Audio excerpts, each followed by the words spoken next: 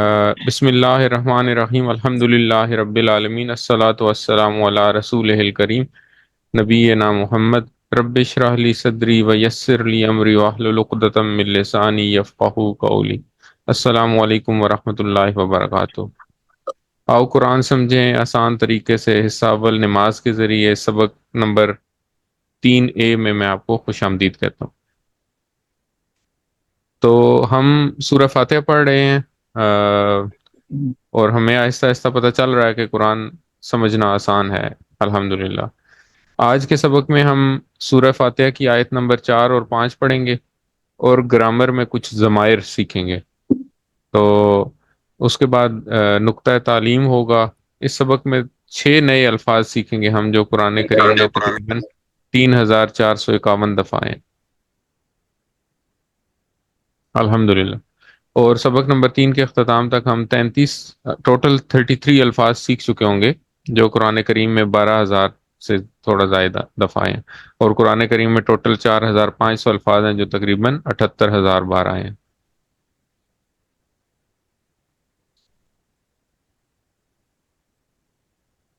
چلیں جی، یہ ہم کل دیکھ چکے ہیں کہ تعوذ اور سورہ فاتحہ کے جو الفاظ ہیں وہ قرآن کریم میں 9,000 بار آئے ہیں، یعنی کہ ہر لائن میں، ہر سطر میں ایک لفظ آیا ہے۔ تو اس لیے سورہ فاتحہ اور تعوذ سیکھنے سے ہم قرآن کریم کے 9,000 الفاظ سیکھ سکتے ہیں۔ سورہ فاتحہ ہم نے کل پڑھی تھی، شروع کی تھی کل۔ تو آج ہم اس کی جو آیات پڑھیں گے، پہلے ان کا ترجمہ کر لیتے ہیں، ان کی تلاوت کرتے ہیں، اور اس کے بعد پھر ان کا ترجمہ دیکھتے ہیں۔ اعوذ باللہ من الشیطان الرجیم، بسم اللہ الرحمن الرحیم، مالک یوم الدین، ایاک نعبد و ایاک نستعین۔ تو اب ہم ان کا ترجمہ لیتے ہیں۔ پہلے رما ترجمہ کر لیتے ہیں۔ مالک یوم الدین کا مطلب ہے مالک ہے بدلے کے دن کا۔ تو اب یہ الفاظ جو ہیں، ان کو اگر ہم دیکھیں تو اردو میں ہم لوگ یہ تینوں الفاظ جو ہیں مال کرتے۔ تو مالک جو ہے وہ ہم سب کو پتہ ہے کہ ہم اردو میں بھی لفظ مالک ہی استعمال کرتے ہیں۔ کسی چیز کی ملکیت ہونا، کسی چیز کی ملکیت میں ہونا، تو اس کو مالک کہتے ہیں۔ تو یہ اردو کا لفظ ہے، تو اس لیے ہمیں یاد کرنے میں آسانی، مشکل نہیں ہوگی انشاءاللہ۔ یوم جو ہے وہ بھی ہم اردو میں استعمال کرتے ہیں، جیسے یوم عید، یوم آخرت، اور اس طرح کے ہم الفاظ استعمال کرتے ہیں، تو اس لیے یہ بھی ہمارے لیے مشکل نہیں ہے۔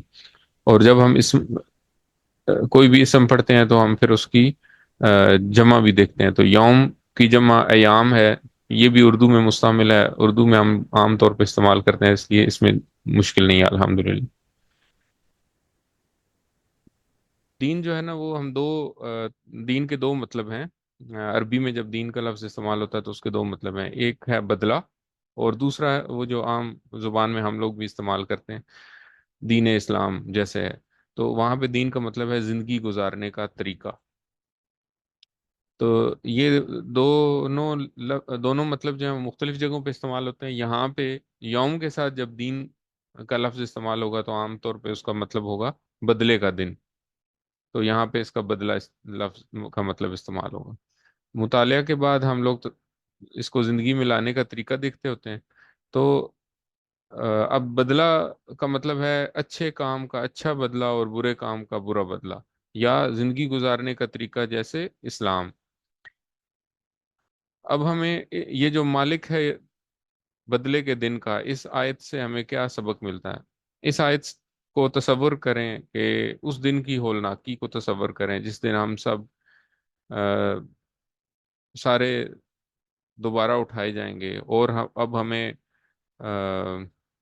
اپنے اعمال، جو کچھ ہم نے زندگی میں جو کچھ کیا، جو کچھ ہمارے ساتھ ہوا، اور ہم نے اس میں جو ریسپانسز دیے، اس کا ہمیں حساب کتاب دینا ہوگا۔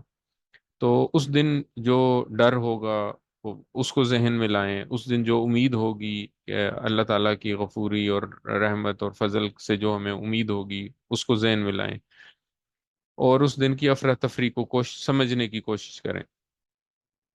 अब ये भी देखें कि अल्लाह ताला ने बगैर पूछे हमें मुसलमान मुसलमान बनाया, लेकिन अ, जब मुसलमान बनाया तो फिर हमारे से पूछ भी उसी हिसाब से होगी, हमारे से जो सवाल पूछे जाएंगे वो भी इसी हिसाब से होंगे। अब ये आयत हमें ये बताती है कि उस दिन, ये जो होलनाक दिन है, उस दिन जो मालिक होगा वो सिर्फ अल्लाह होगा। अल्लाह उस दिन हर चीज का मालिक होगा। मालिक तो आज भी वही है, लेकिन आज उसने इंसानों को कुछ इख्तियार दिया हुआ है। तो उसमें उसकी वजह से हम उसकी जो उसके अहकाम हैं उनको फॉलो करते हैं या नहीं करते। तो कभी हम अहकाम फॉलो करते हैं और कभी नहीं करते। लेकिन उस दिन किसी के पास कोई इख्तियार नहीं होगा, किसी के पास कोई कुव्वत नहीं होगी। सिर्फ वही हाकिम होगा, वही मालिक होगा, लेकिन सबसे बेहतरीन हाकिम होगा, आदिल हाकिम होगा। कोई उस दिन सिफारिश नहीं कर सकेगा सिवाय उसको जिसको अल्लाह ताला ने इजाजत दी हो। अब ये इमेजिन करें कि अल्लाह ताला ने कुरान करीम में बताया है कि वो इतना भयानक दिन होगा कि आदमी को अपने बेटे, बीवी, बहन, भाई, माँ बाप को देखकर वो भागेगा कि कहीं मुझे इनको कुछ देना ना पड़ जाए, अपनी नेकियों में से कोई नेकी इनको देनी ना पड़ जाए। या मैंने किसी के साथ अगर ज्यादती की है तो मैं वो मुझे आज अपनी ज्यादती के बारे में जतलाए नहीं। तो बस उस दिन हर किसी को अपनी फिक्र होगी, और उस दिन का मालिक जो है वो अल्लाह अल्लाह करीम होगा। तो आदत नंबर 7 जो है, हम सूरह फातिहा से 12 आयतें सीख रहे थे, तो आदत आदत नंबर 7 जो है वो इस आयत से हम ये सीखते हैं कि हमें ये कोशिश करनी चाहिए कि हम हर काम आखिरत के दिन को सामने रख कर करें, और कोशिश करें कि हमारा जो वक्त है वो बहुत कीमती है और उसको ज़ाया ना किया जाए, इंशाल्लाह। तो तसव्वुर और एहसास के साथ इस दुआ की प्रैक्टिस करें, इस आयत की प्रैक्टिस करें। मालिकी यौमिद्दीन, मालिक है बदले के दिन का। अच्छा, अगली आयत है जी, इय्याका नअबुदु व इय्याका नस्तईन। रमा तर्जुमा इसका है, तेरी ही हम इबादत करते हैं और तुझ ही से मदद चाहते हैं। तो इसमें दो अल्फाज हैं, एक ही लफ्ज दो दफा इस्तेमाल हुआ है जो है इय्याका। इय्याका बेसिकली दो अल्फाज का अ, मजमुआ है, दो अल्फाज का मजमुआ है। ईया जो है वो अ, अलग से कोई लफ्ज नहीं है, ये बेसिकली अरबी का एक लफ्ज है, या अय्योहा। तो उसको कहते हैं ए, ठीक है, ये उसका शॉर्ट फॉर्म यूज हुआ है। और का जो है वो तेरी के लिए इस्तेमाल करते हैं, ये आज हम पढ़ेंगे। तो ईया का से मुराद हुआ तेरी ही, ठीक है। आगे हो गया नाबूदू, अगला लफ्ज है नाबूदू। तो नाबूदू जो है ये भी हम आम उर्दू में इस्तेमाल करते हैं, जैसे इबादत, आबद, माबूद। तो इस तरह इसी से ये लफ्ज निकला है कि हम इबादत करते हैं। अब ये हम इबादत करते हैं कैसे, इसका मतलब बना, ये हम इसी कोर्स में थोड़ा आगे चल के पढ़ लेंगे।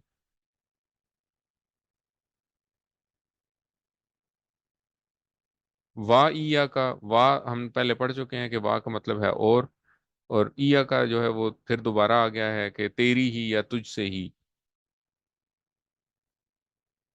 और अगला लफ्ज है नस्ताइन। नस्ताइन जो है ये भी हम उर्दू में इस्तेमाल करते हैं इस्तानत या आनत के लफ्ज से, या ताउन से भी याद रख सकते हैं। तो इस्तानत जो है ये थोड़ा सा मुश्किल लफ्ज है, लेकिन ये उर्दू में इस्तेमाल होता है। इस्तानत का मतलब है कि मदद चाहना, किसी किसी से की इस्तानत चाहना, यानी कि किसी की हेल्प चाहना। तो नस्ताइन में ये जो नून है नाबुदू में और नस्ताइन में, ये नून कॉमन है।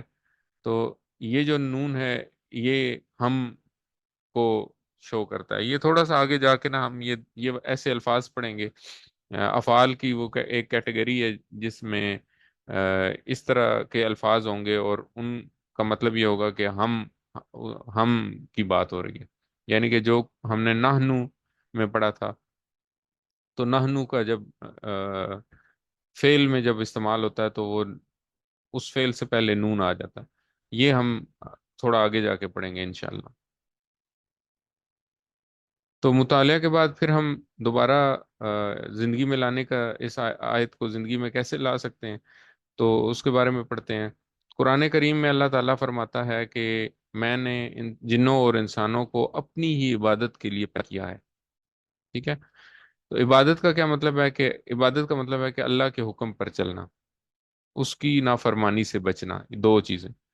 تو اللہ کے حکم پہ چلنا کا کیا مطلب ہے؟ کہ اللہ کو ایک جاننا، یعنی کہ وحدانیت پہ یقین رکھنا، نماز پڑھنا، روزہ رکھنا، زکوٰۃ دینا، حج کرنا۔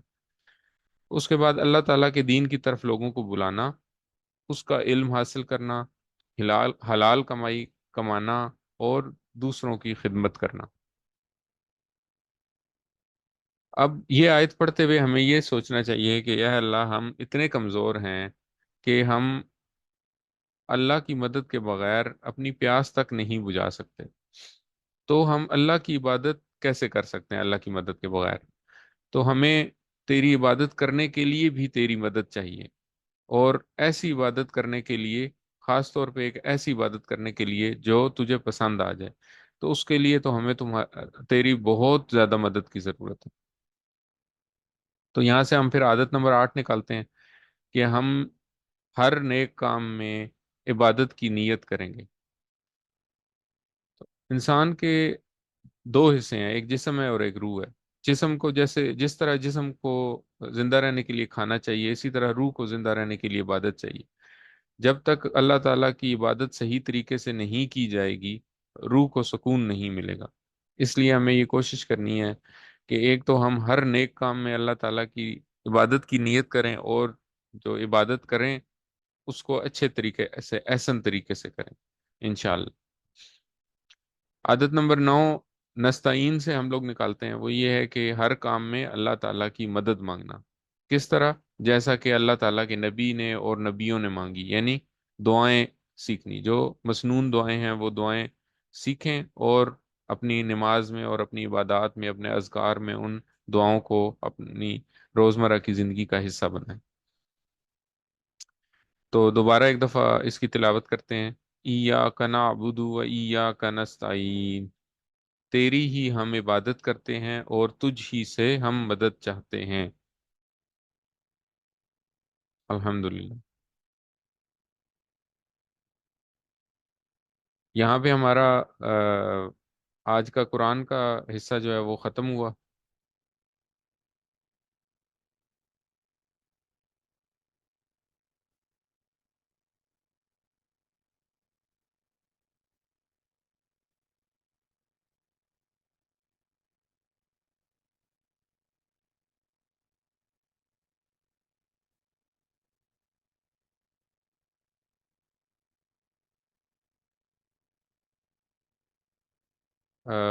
میری آواز آ رہی ہے آپ لوگوں کو؟ یس اور اسکرین بھی نظر آ رہی تھی؟ جی اچھا، چلیں ٹھیک، جی سر، کلیئر ہے الحمدللہ۔ آواز بھی اور اسکرین بھی آ رہی ہے۔ ٹھیک ہے، مجھے لگا یہاں پہ اسکرین بند ہے، ٹھیک ہو گیا جی۔ اچھا، اب ہم نے سورہ فاتحہ کی حدیث کیا ہے کہ صحیح مسلم میں حضرت ابو ہریرہ رضی اللہ تعالیٰ عنہ سے روایت ہے کہ رسول اللہ صلی اللہ علیہ وسلم نے فرمایا، یہ ایک حدیث قدسی ہے، کہ اللہ تعالیٰ فرماتا ہے میں نے نماز اپنے اور اپنے بندے کے درمیان تقسیم کر لی، آدھی میری ہے اور آدھی میرے بندے کی، اور میرے بندے کو میں وہ دیتا ہوں جو وہ مجھ سے مانگے۔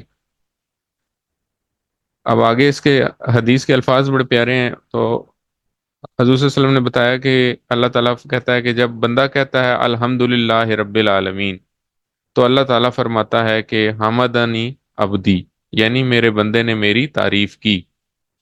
جب وہ کہتا ہے الرحمن الرحیم، تو اللہ تعالیٰ فرماتا ہے اسنا علی عبدی، یعنی میرے بندے نے میری ثنا کی۔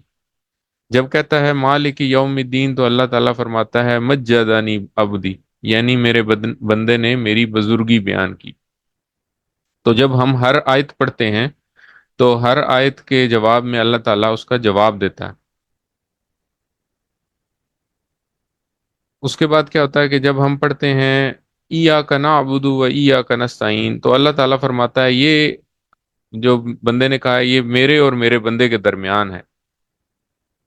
یعنی کہ ہم کہتے ہیں کہ ایاک نعبدو، کہ ہم تیری ہی عبادت کرتے ہیں، اور پھر کہتے ہیں کہ ایاک نستعین، اور تجھی سے مدد مانگتے ہیں۔ تو اللہ تعالیٰ کہتا ہے کہ اس آیت کا پہلا حصہ جو ہے نا وہ میرے لیے ہے، اور دوسرا حصہ جو ہے وہ میرے بندے کے لیے، اور اب جو بندہ میرے سے مانگے گا میں اسے دوں گا۔ اور جب پھر انسان کہتا ہے اہدنا الصراط المستقیم صراط الذین انعمت علیہم غیر المغضوب علیہم ولا الضالین، تو اللہ تعالیٰ کہتا ہے کہ یہ میرے بندے کے لیے ہے، وہ جو کچھ مانگے گا سب کچھ اسے ملے گا۔ الحمدللہ۔ تو اگر ہم اس حدیث قدسی کو ذہن میں رکھتے ہوئے سورہ فاتحہ پڑھیں ہر نماز میں، تو انشاءاللہ ہماری نماز کا اثر تبدیل ہو جائے گا۔ ہمیں اللہ تعالیٰ سے جو بات کرنے، جو کہا گیا ہے کہ نماز مومن کی معراج ہے، تو وہ ہمارے لیے واقعی معراج بن جائے گی اگر ہم تصور میں لائیں کہ اللہ تعالیٰ ہماری ہر آیت کے بدلے ہمیں جواب دے رہا، تو ہماری نماز کا جو ذوق ہے، جو شوق ہے، وہ تبدیل ہو جائے گا انشاءاللہ۔ تو اس کے بعد باقی وہی آپ کو یاد دہانی کرانی ہے کہ پاکٹ بک میں اس سبق سے ریلیٹڈ جو الفاظ ہیں ان کا ووکیبلری، ان کو پڑھتے رہیں، ووکیبلری اپنی بڑھائیں۔ تو اس کے بعد پھر ہم 5 منٹ کے بعد بریک لیتے ہیں اور گرامر کے لیے واپس آئیں گے انشاءاللہ۔ السلام علیکم ورحمۃ اللہ۔ میں لنک شیئر کرتا ہوں گروپ کے اوپر، تو اس لنک سے پھر دوبارہ کنیکٹ کریں گے۔ علیکم ورحمۃ اللہ وبرکاتہ۔ آج ہم سبق 3B پڑھیں گے، اور ہم پڑھ رہے ہیں حصہ اول قرآن کورس کا۔ ہم نے ٹی پی آئی کے ساتھ سیکھنی ہے، تو ٹی پی آئی کے 7 کمپوننٹس ہیں، ہم لوگوں نے پہلے لیکچر میں پڑھے تھے، پہلا جو لیسن تھا اس میں پڑھے تھے۔ تو یہ میرے ساتھ دہرائیے گا، سنیے، دیکھیے، سوچئے، بولیے، بتائیے۔ بتائیے مطلب ہاتھوں سے اشارے کرنے، بتائیے، دل سے کیجئے، اور مل کر کیجئے۔ تو ابھی سارے ذرا میرے ساتھ پڑھیں، کیا کیا کمپوننٹس ہیں؟ اشاروں کے ساتھ سنیے، سنیے، سنیے، سنیے، سنیے، دیکھیے، سوچئے، دیکھیے، سوچیے، بولیے، بولیے، بتائیے، بولیے، دل بتائیے، سے کیجئے، دل سے کیجیے، اور مل کر کیجئے۔ اور مل کر۔ الحمدللہ۔ تو یہ ہم نے یاد رکھنا ہے کہ ہم نے یہ سارے 7 جو حصے ہیں ان کو استعمال کر کے قرآن کریم سیکھنا انشاءاللہ۔ اچھا، ہم نے اس سے پہلے سبق میں کچھ چیزیں پڑھی تھیں، جن کا مطلب تھا وہ سب، آپ سب، میں اور ہم سب۔ ٹھیک ہے، یہ پروناؤنز ہیں، یا ان کو اردو میں ضمائر کہتے ہیں۔ ہم لوگ چونکہ ووکیبلری یوز نہیں کر رہے، لیکن بہرحال چونکہ سارے پڑھے لکھے لوگ ہیں، تو یہ ان کو کہتے ہیں ڈیٹیچڈ پروناؤنز، یعنی کہ ضمائر منفضلہ، اردو میں اس کا نام ہے، تھوڑا مشکل نام ہے، لیکن یہ ان کا مطلب یہ ہے کہ یہ آئسولیشن میں آتے ہیں۔ یہ جو پروناؤنز ہیں یہ کسی چیز کے ساتھ اٹیچ نہیں ہوتے۔ آج جو ہم پڑھیں گے وہ ہیں اٹیچڈ پروناؤنز، ٹھیک ہے، یا ضمائر متصلہ کہتے ہیں ان کو۔ یہ عام طور پہ کسی حرف یا کسی اور اسم کے ساتھ مل کے آتے ہیں۔ تو یہ جو ضمائر ہیں ان کا مطلب بنتا ہے اس کا، ان کا، آپ سب کا، میرا اور ہمارا۔ تو یہ تو اردو میں اس طرح پڑھے جاتے ہیں، ابھی ہم جب عربی میں کریں گے تو ہمیں اس کی اور زیادہ سمجھ آ جائے گی انشاءاللہ۔ ابھی تک ہم نے کیا سیکھا؟ ہم نے قرآن کریم گرامر میں ہم نے کیا سیکھا؟ ہم لوگوں نے یہ الفاظ سیکھے ہیں جن کو میں نے ابھی آپ کو بتایا کہ ہم ان کو ڈیٹیچڈ پروناؤنز کہتے ہیں۔ تو ڈیٹیچڈ پروناؤن کون کون سے ہیں؟ ایک دفعہ ریوائز کرتے ہیں، اشاروں کے ساتھ ریوائز کریں۔ ہوا، ہوا، ہم، ہوا، ہم، انتا، انتا، انا، انا، انتم، انتم، اور نحنو۔ نحنو، ہوا، ہم، ہوا، ہم، انتا، انا، انتا، انا، انتم، नहनु, أنتم نحن हुआ हुम, अंता अना अंतुम नहनु। هو هم أنت أنا أنتم نحن अल्हम्दुलिल्लाह। आवाजें बहुत थोड़ी सी आ रही हैं, दो दो या तीन लोगों की आवाजें आ रही हैं, बाकी सारे शर्मा रहे हैं शायद, है ना, इशारे करते हुए शर्मा रहे हैं। चलें। अच्छा, उसके बाद हमने दूसरे सबक में पढ़ा कि अल्फाज या कलमे की तीन किस्में हैं, इस्म, फेल और हर्फ। तो हम लोगों ने इस्म की कुछ निशानियां देखी, जिनमें हमने ये देखा कि अगर किसी लफ्ज से पहले अलिफ लाम लगा होगा तो वो इस्म होगा। अगर किसी लफ्ज के आखिर में तनवीन यानी कि डबल पेश, डबल जबर या डबल जेर आ रही होगी, तो इसका मतलब है कि ये भी इस्म है। ये तो पक्की निशानियां हैं। और उसके अलावा हमने देखा कि अगर किसी इस्म, किसी लफ्ज के आखिर में वाव नून या नून आ रहा है, तो ये भी इस्म हो सकता है। तो इसके ये भी हमने निशानी पढ़ी। और ये तीसरी एक और, यहाँ पे आखिर में लिखा हुआ अलिफ ते, अलिफ ता, तो ये भी एक किस्म की निशानी है, लेकिन ये अभी हमने पढ़ी नहीं है, ये हम इंशाल्लाह अगले सबक में पढ़ लेंगे। तो उसके बाद हमने कुछ इसम पढ़े जो कि हैं मुस्लिम, मोमिन, सौले, काफिर, मुशरिक, मुनाफिक। फिर हमने उनसे जमा बनाने का तरीका सीखा। हमने ये सीखा कि वाव नून और या नून लगा के इनकी जमा बनाई जाती है। तो मुस्लिमुन अगर होगा, यानी कि आखिर में अगर तनवीन डबल पेश होगी, तो हम इसकी जमा बनाएंगे मुस्लिमून। मुस्लिमन होगा तो हम इनकी जमा, मुस्लिमन या मुस्लिमिन होगा तो जमा बनेगी मुस्लिमीन। इसी तरह मोमिनुन होगा तो मोमिनून, मोमिनन और मोमिनिन होगा तो मोमिनीन। सालेहुन होगा तो सालेहून, सालेहन सालेहिन होगा तो सालेहीन। ठीक हो गया। अब हम जो अगला अगला जो हम पढ़ने जा रहे हैं वो ये वाला टेबल है। अब हम लोगों ने ये टेबल याद करना है। तो ये टेबल क्या है, इस टेबल को भी हम टीपीआई के इशारों के साथ पढ़ेंगे। तो सबसे पहले एक दफा टेबल पढ़ते हैं। हु, हुम, का, यी, कुम, ना। ठीक है, मैं एक दफा दोबारा पढ़ता हूँ, आप देखेंगे, और फिर तीसरी दफा फिर मैं आपके साथ मिलके हम प्रैक्टिस करेंगे इंशाल्लाह। हु, हुम, का, यी, कुम, ना। हु, हुम, का, यी, कुम, सर ना। स्क्रीन शेयर हो रही है मेरी तरफ से तो ठीक है। हु, हुम, का, यी, कुम, ना। वही छह इशारे हैं, उन्हीं छह इशारों के साथ हम इन अल्फाज को याद करेंगे। तो चलें मेरे साथ मिलके पढ़िए। हु, हुम, हम का, का यी, जी कुम, ना। ना कम ठीक है। हु, हुम, हम का, यी, का कुम, ना। ना हु, हुम, हम का, यी, का कुम, ना। ना अल्हम्दुलिल्लाह।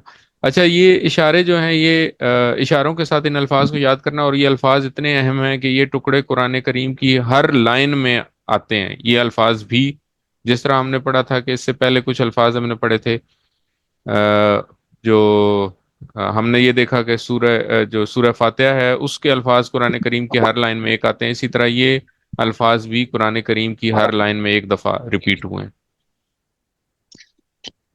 तो तकरीबन 10,000 से ज़्यादा दफ़ा कुरान करीम में ये इस्तेमाल हुए हैं। तो अब ये सूरह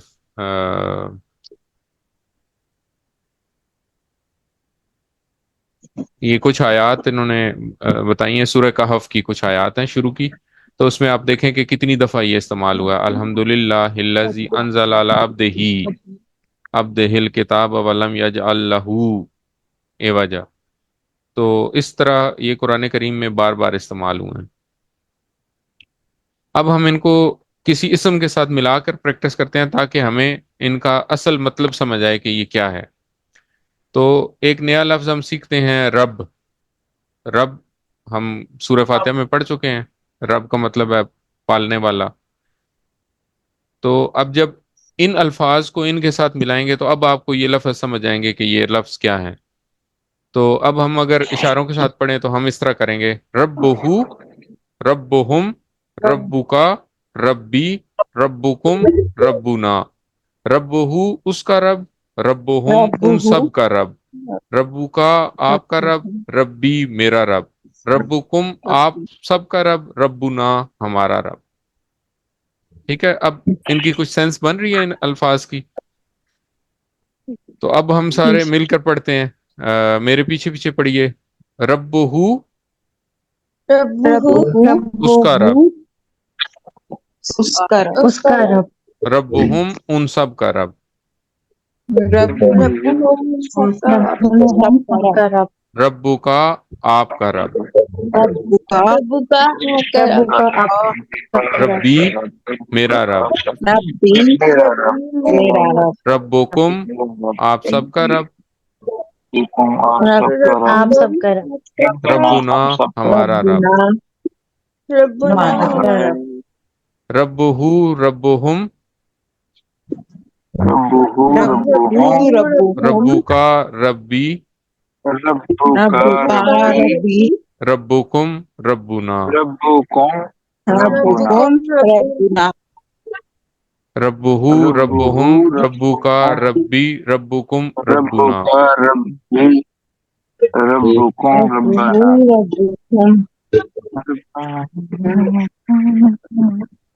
الحمدللہ۔ تو کبھی کبھی رب ہو کی جگہ رب ہی بھی استعمال ہوتا ہے، اسی طرح رب ہم کی جگہ ربی ہم بھی استعمال ہوتا ہے، تو اس سے پریشان نہیں ہونا کہ یہ تو ہم نے لفظ نہیں پڑھا۔ یہ لفظ کی بناوٹ دیکھیں آپ، زبر زیر پیش، اس کے اوپر اتنا زیادہ توجہ نہیں دینی ان الفاظ کے لیے، ٹھیک ہے۔ الحمدللہ۔ کرنسی اب کا ہم لوگ، مطلب تو نہیں چینج ہو جاتا؟ نہیں مطلب چینج نہیں ہوتا، میں یہی آپ کو بتا رہا ہوں کہ آپ کو مختلف جگہوں پہ ہو ملے گا، کسی جگہ پہ ہی ملے گا۔ اگر کسی اسم کے آخر میں ہو یا ہی آ رہا ہے جو اس اسم کا حصہ نہیں ہے، تو اس کا مطلب یہ ہے کہ یہ ضمیر ہے، اور یہ جو اٹیچڈ پروناؤنز ہیں ان میں سے ہے یہ، ٹھیک ہے۔ تو اب ہم مختلف، پہلے عربی بول چال میں ذرا رب ہو کو استعمال کرتے ہیں، تو من ہم پہلے پڑھ چکے ہیں۔ تو جب ہم اب اس میں بھی وہی قاعدہ استعمال ہوگا کہ جب ہم غیر حاضر کی بات کریں گے تو غیر حاضر کی بات اسی ضمیر کے ساتھ اس کا جواب دیں گے۔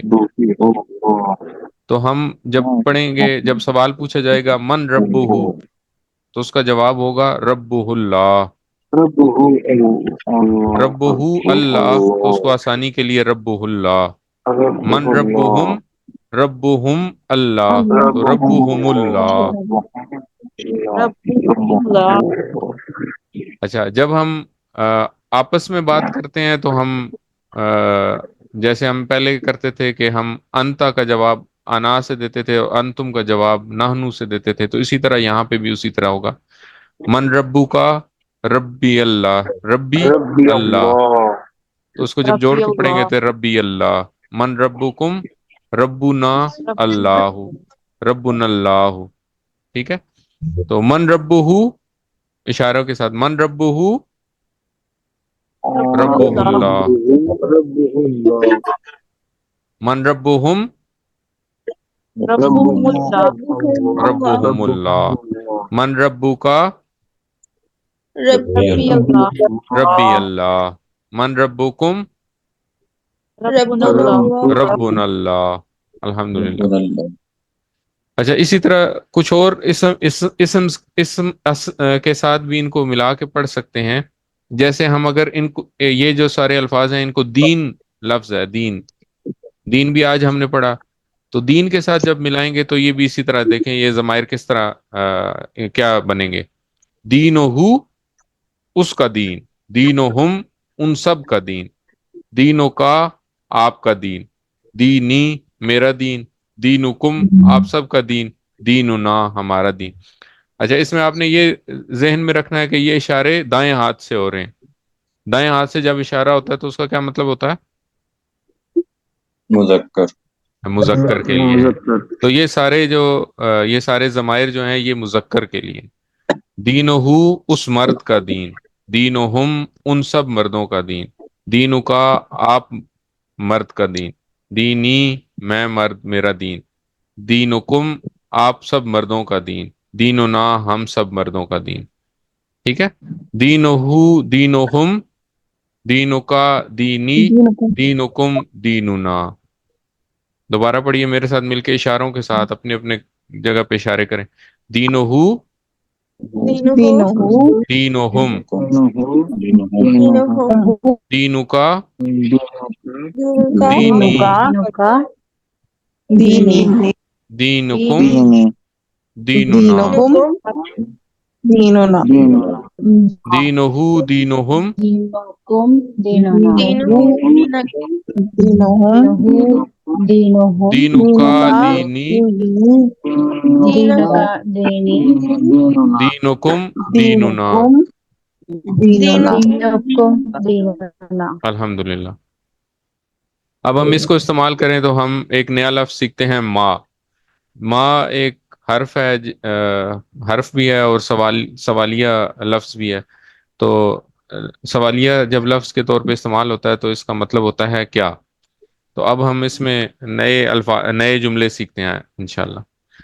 تو اب یہ ایک جملہ ہے ما دینو کا. ٹھیک ہے. اس کا کیا مطلب ہوا کہ آپ کا دین کیا ہے. تو جب کا ہوگا تو اس کا جواب کس سے آئے گا؟ یا سے، میرا یا سے آئے گا نا. دینی. تو دینی الاسلام، میرا دین اسلام ہے. اچھا، اسی طرح جب ہم پڑھیں گے تو ہم ترتیب سے جب پڑھیں گے تو ما دینہو دینہ الاسلام دینہ دینہ الاسلام، الاسلام ما دینہم دینہم دینہم الاسلام. دینہم الاسلام ما دینکا دینی دینی دینی الاسلام. اسلام، ما دینکم دیننا الاسلام. الحمدللہ. تو ان کی پریکٹس کرنی ہے آپس میں ایک دوسرے کے ساتھ. تو آج ہم لوگوں نے یہ سیکھا، یہ 6 الفاظ سیکھے جو کہ اٹیچڈ پروناؤنس کہلاتے ہیں، اور یہ کسی اسم یا کسی حرف کی ملکیت کے لیے استعمال ہوتے ہیں. تو یہ قرآن کریم میں بہت دفعہ آئے ہیں. ان کو ہم پڑھیں گے انشاءاللہ. اس ہفتے میں ہم ان کو یاد کریں گے. پچھلے سبق میں تو کوئی خاص اتنی یاد رکھنے والی چیز نہیں تھی، کل والا جو سبق تھا.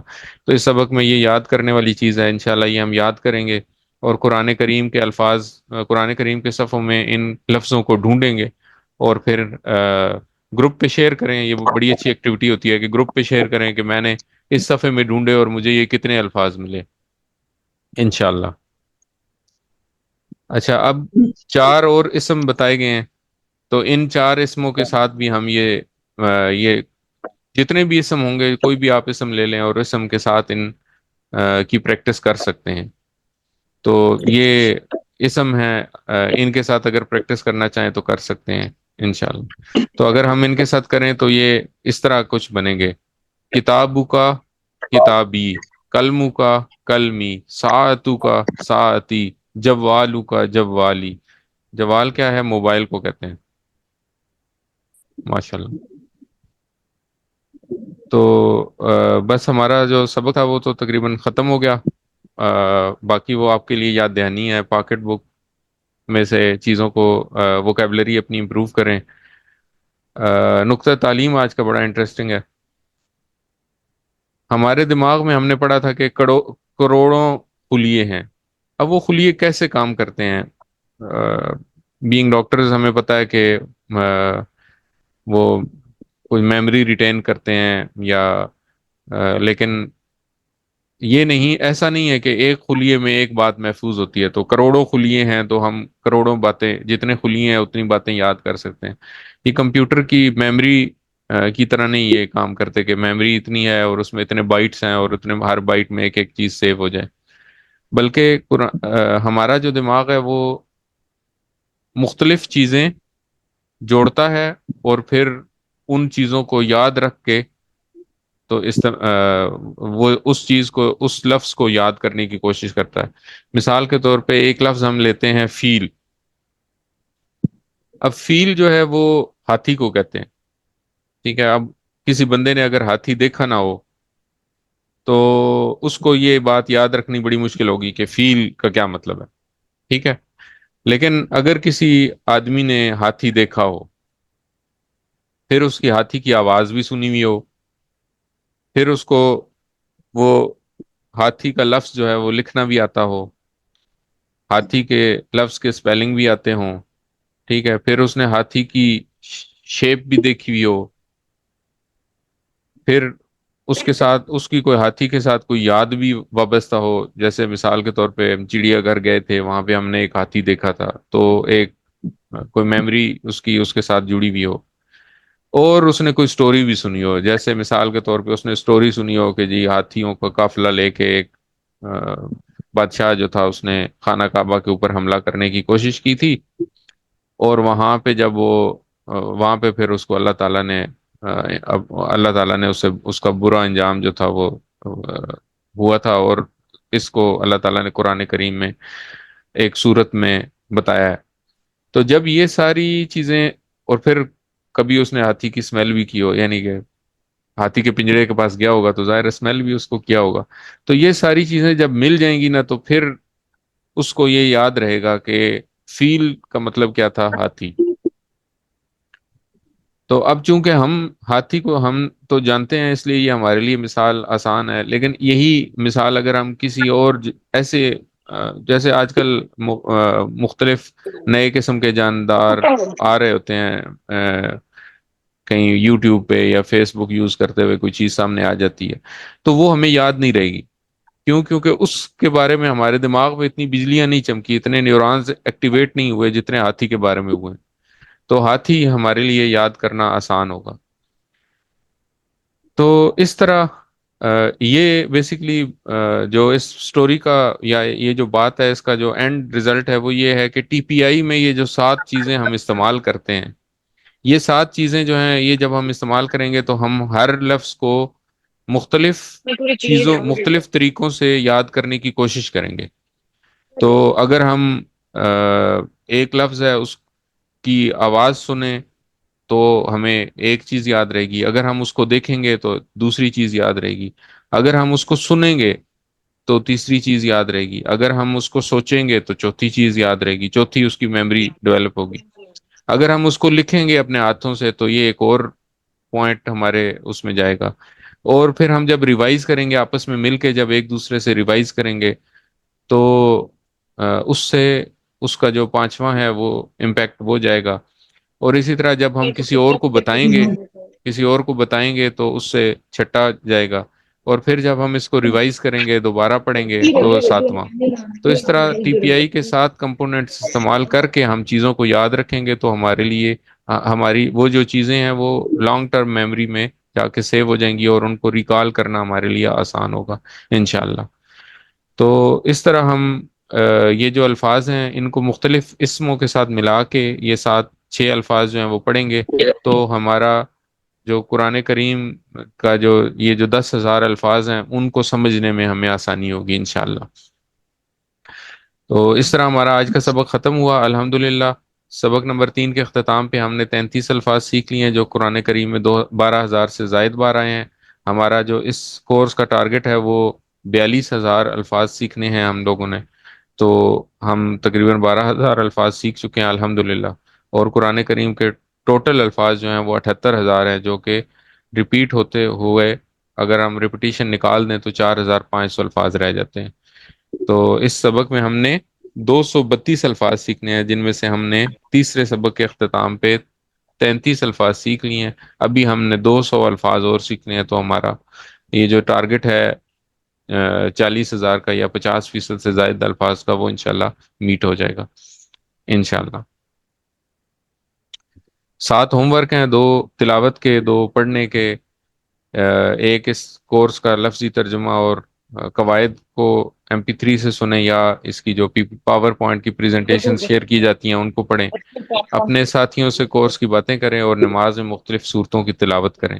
یاد رکھیں کہ آپ منتخب ہیں، اللہ تعالیٰ نے قرآن سیکھنے کے لیے آپ کا انتخاب کیا ہے، اس انتخاب کو نظر انداز مت کریں۔ یہ دو دعائیں اپنے لیے اور اپنے ساتھیوں کے بارے کے لیے پڑھتے رہیں، رب زدنی علما، اور دوسری دعا ہے اے اللہ قرآن کریم کی کلاس میں قرآن کو سیکھنے میں ہماری مدد فرما۔ آج ہم نے پڑھا ہے کہ اللہ تعالیٰ کی مدد کے بغیر ہم کچھ نہیں کر سکتے، تو اللہ تعالیٰ کی مدد شامل حال رہے گی تو انشاءاللہ ہم قرآن کریم کو آسانی سے سیکھیں گے۔ ٹھیک ہے، جو آپ نے اس سبق میں سیکھا وہ سکھانا مشکل نہیں ہے، وہ دیکھیں سیکھنا بھی آسان ہے، اس کو سکھانا بھی آسان ہے، تو پھر اپنے ساتھ ساتھ اپنے ارد گرد کے لوگوں کو، اپنے گھر میں کسی کو سکھائیے۔ جب آپ یہ چیز سکھائیں گے تو آپ خود بھی اچھا سیکھیں گے، تو اس کا سب سے بڑا فائدہ آپ کو خود ہوگا، اور پھر انشاءاللہ ہم سارے ٹیچر بھی بنیں گے اور یہ کورس کرائیں گے انشاءاللہ۔ اللہ تعالیٰ سے دعا ہے کہ وہ ہمیں قرآن کو پڑھنے، سمجھنے، غور کرنے، یاد کرنے، عمل کرنے اور پھیلانے کی توفیق دے۔ سبحان اللہ و بحمدہ، سبحانک اللہم و بحمدک، نشہد ان لا الہ الا انت، نستغفرک و نتوب الیک۔ السلام علیکم ورحمۃ اللہ۔